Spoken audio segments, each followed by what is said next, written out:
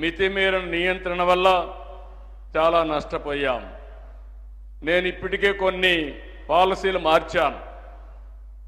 2 పిల్లల కంటే ఎక్కువ ఉంటే స్థానిక సంస్థల్లో పోటీ చేయడానికి వీల్లేదని పెట్టిన పాలసీ మార్చి రాబోయే రోజుల్లో అవసరమైతే 2 కంటే తక్కువ మంది పిల్లలుంటే వాళ్ళు పోటీ చేయడానికి అర్హత లేదని ప్రజాభిప్రాయ ప్రకారం పెట్టే పరిస్థితి వస్తుంది.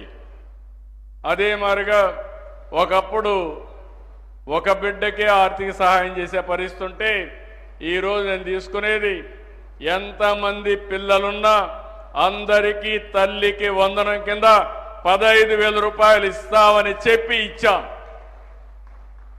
దీనివల్ల మీరు ఒక్కసారి చూస్తే పిల్లలు ఎక్కువ ఉంటే తల్లిదండ్రులదే బాధ్యత కాదు, కుటుంబందే బాధ్యత కాదు.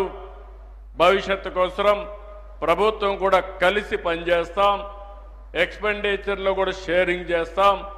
ఆ పిల్లల్ని అన్ని విధాలు ఆదుకునే బాధ్యత తీసుకొస్తామని చెప్పి కూడా నేను మీకు తెలియజేస్తున్నా.